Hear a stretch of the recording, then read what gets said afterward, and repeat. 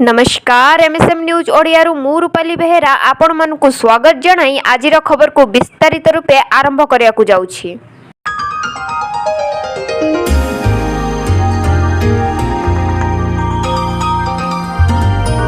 Ration card धारींक पई खुशीर खबर। Ration card रे चाउल सह गहम मिलिबो बोली जोगाण मंत्री कृष्णचंद्र पात्र कहिसंती। मिलुथिबा चाउलर 20% गहम देबाकू केंद्र खाउटी कल्याण मंत्री निकटरे दाबी करा जाइथिबा जोगाण मंत्री कहिसंती। लोकंक गहम चाहिदा को दृष्टि रे रखी एभली दाबी करा जाइथिबा मंत्री श्री पात्र कहिसंती।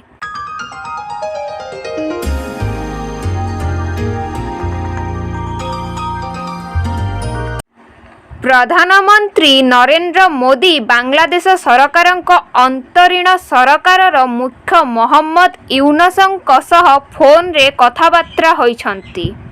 एही कथबार्ता रे से बांग्लादेशर सद्य स्थिति उपरे आलोचना करिछंती। प्रधानमंत्री मोदी बांग्लादेशर गणतांत्रिक स्थिर शांतिपूर्ण और प्रगतिशील हेबाकू भारतर समर्थन को दोहराइछंती।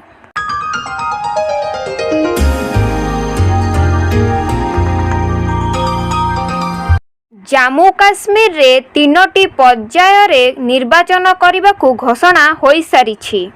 निर्वाचन commissioner Rajiv Kumar September 18, September 25 एवं अक्टोबर 1 रे जम्मू काश्मीर 90टी आसन रे मतदान करने घोषणा करिसंती। आउ अक्टोबर 4 रे भोट गणना कराजिबो। तेबे जम्मू काश्मीर शेष विधानसभा निर्वाचन नवेम्बर-डिसेम्बर 2014 रे अनुष्ठित होइथिला एवं 2019 रे धारा 370 रद्द हेबा परे एहा राज्यर प्रथम विधानसभा निर्वाचन हेबो।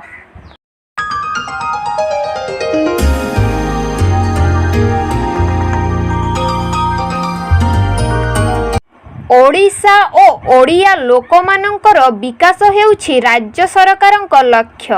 ओडिया अस्मितार पूर्ण उद्धार और सुरक्षा पाई सरकारक तरफरु 200 कोटी टंकार स्वतंत्र पांठी व्यवस्था करा जाइछि। एहा अधीन रे पाइक विद्रोह, स्मारकी उन्नतीकरण, जातीय और अंतर्जातीय विश्वविद्यालय रे ओडिया चेयर प्रतिष्ठा, जिला स्तरीय ग्रंथालय प्रतिष्ठा भली बहु जुगान्तकारी पदक्षेप ग्रहण करने संगे संगे समस्त सरकारी कार्य ओडिया भाषा रे संपादन करने को निष्पत्ति निया जाइछि बोली 78तम स्वाधीनता दिवस अवसर रे मुख्य अतिथि भावे जोगदेई क्रीड़ा और युव सेवा मंत्री सूर्यवंशी सूरज सूचना दैछंती।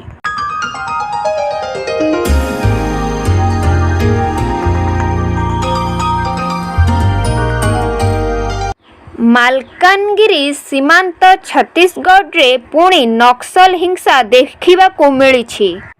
जड़े 10म श्रेणी बालक को नक्सल अति निर्मम भावे हत्या करिसंती। पुलिस इनफॉर्मर संदेह रे एही छात्र को पिटी पिटी हत्या करा जाइछि। छात्र जनक हेले सुकुमा जिल्लार जगरगुंडा थाना अंतर्गत पुरभी ग्रामर स्वयं शंकर। छात्र जनक मध्य स्कूल पोशाक पिंधिछंती। छात्र जनक मध्य स्कूल पोशाक पिंधिछंती।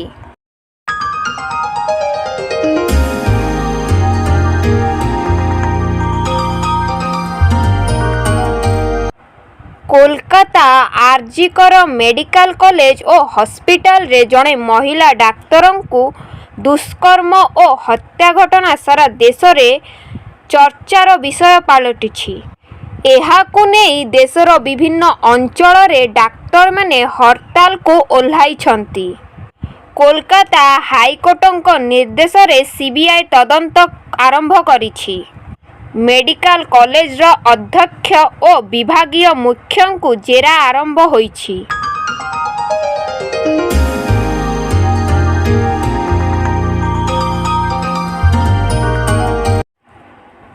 ତାଣ୍ଡବ, ଗୁପଚୁପ ଓ ମାଲ୍ୟଗିରି ପରି ଭିନ୍ନ ଧରଣର ସିନେମା ଲାଗି ଚର୍ଚ୍ଚାରେ ଥିବା ଅଲିଉଡର ପ୍ରତିଭାବାନ ଯୁବ ନିର୍ଦ୍ଦେଶକ ପୃଥ୍ୱୀରାଜ ପଟ୍ଟନାୟକ ବହୁ ପ୍ରତୀକ୍ଷିତ ଫିଲ୍ମ ଭାଇ ଶୀଘ୍ର ମୁକ୍ତିଲାଭ କରିବ। ଏନେଇ ପୃଥ୍ୱୀରାଜ ପଟ୍ଟନାୟକ ସୂଚନା ଦେଇ କହିଛନ୍ତି, ସିନେମାର ସୁଟିଂ ସରିଛି। ଫିଲ୍ମର କିଛି ଭାଗର ସୁଟିଂ ଲଦାଖ ଓ ମନାଲି ଭଳି ଆକର୍ଷଣୀୟ ଲୋକେସନରେ କରାଯାଇଛି। ଏହି ସିନେମାର ଅମ୍ଲାନ, ସୁଜିତ, ଦିବ୍ୟା ଓ ଅନ୍ୟାନ୍ୟ ମୁଖ୍ୟ ଭୂମିକାରେ ଥିବା ବେଳେ ଖଳନାୟକ ଚରିତ୍ରରେ ଅଛନ୍ତି ବିକାଶ। ଏହି ଆକ୍ସନ ଡ୍ରାମାର କାହାଣୀ ଓ ଚିତ୍ରନାଟ୍ୟ ବି ରଚନା କରିଛନ୍ତି ପୃଥ୍ୱୀରାଜ।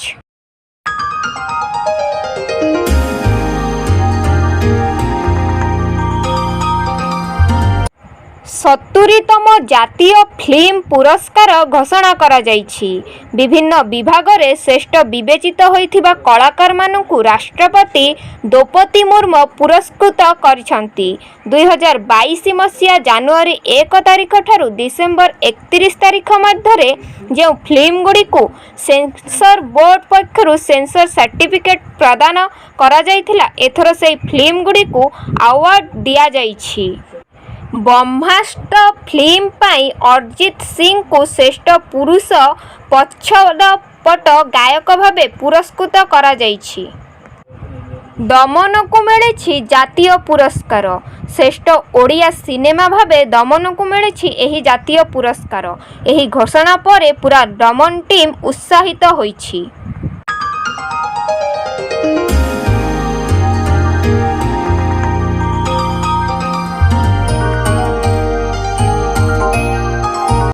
ଭତ୍ତା ମିଳିବାରେ ଅହେତୁକ ବିଳମ୍ବ ପ୍ରତିବାଦରେ ଆଜି ଖଜୁରୀପଡ଼ା ବ୍ଲକ ଦୁତିପଡ଼ାଠାରେ ହିତାଧିକାରୀଙ୍କ ସମେତ ଗ୍ରାମବାସୀ ରାସ୍ତାରୋକ କରିଛନ୍ତି।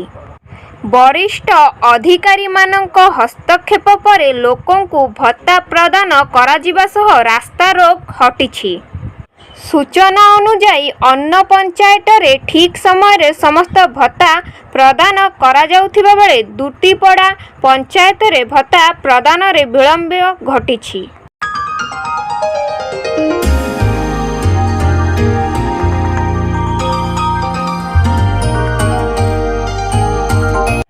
ରାଜ୍ୟରେ ଏବେ ମୌସୁମୀ ବର୍ଷା ଜାରି ରହିଛି। ଶୁକ୍ରବାର ପାରଳାଖେମୁଣ୍ଡିରେ ସର୍ବାଧିକ 16.2 ମିଲିମିଟର ବର୍ଷା ରେକର୍ଡ କରାଯାଇଥିବା ବେଳେ ଢେଙ୍କାନାଳରେ 14, ବାଲେଶ୍ୱରରେ 10.6, ନବରଙ୍ଗପୁରରେ 6.2, କେନ୍ଦୁଝରରେ 5.6, କେନ୍ଦ୍ରାପଡ଼ାରେ 5.3 ଓ ବଲାଙ୍ଗୀରରେ 5 ମିଲିମିଟର ବର୍ଷା ହୋଇଛି। ତେବେ ଏପରି ପରିସ୍ଥିତିରେ ଉତ୍ତର ପଶ୍ଚିମ ବଙ୍ଗୋପସାଗରର ପାର୍ଶ୍ୱବର୍ତ୍ତୀ ପଶ୍ଚିମବଙ୍ଗ ଉପକୂଳ ଓ ତତ୍ସଂଲଗ୍ନ ବାଂଲାଦେଶ ଉପକୂଳ ଅଞ୍ଚଳରେ ଶୁକ୍ରବାର ସକାଳେ ଏକ ଲଘୁଚାପ କ୍ଷେତ୍ର ସୃଷ୍ଟି ହୋଇଛି।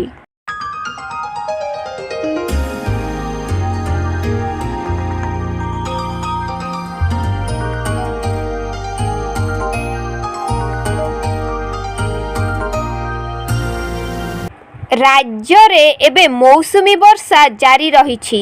ଶୁକ୍ରବାର ପାରଳାଖେମୁଣ୍ଡିରେ ସର୍ବାଧିକ 16.2 ମିଲିମିଟର ବର୍ଷା ରେକର୍ଡ କରାଯାଇଥିବା ବେଳେ ଢେଙ୍କାନାଳରେ 14, ବାଲେଶ୍ୱରରେ 10.6, ନବରଙ୍ଗପୁରରେ 6.2, କେନ୍ଦୁଝରରେ 5.6, କେନ୍ଦ୍ରାପଡ଼ାରେ 5.3 ଓ ବଲାଙ୍ଗୀରରେ 5 ମିଲିମିଟର ବର୍ଷା ହୋଇଛି। ତେବେ ଏପରି ପରିସ୍ଥିତିରେ ଉତ୍ତର ପଶ୍ଚିମ ବଙ୍ଗୋପସାଗରର ପାର୍ଶ୍ୱବର୍ତ୍ତୀ ପଶ୍ଚିମବଙ୍ଗ ଉପକୂଳ ଓ ତତ୍ସଂଲଗ୍ନ ବାଂଲାଦେଶ ଉପକୂଳ ଅଞ୍ଚଳରେ ଶୁକ୍ରବାର ସକାଳେ ଏକ ଲଘୁଚାପ କ୍ଷେତ୍ର ସୃଷ୍ଟି ହୋଇଛି।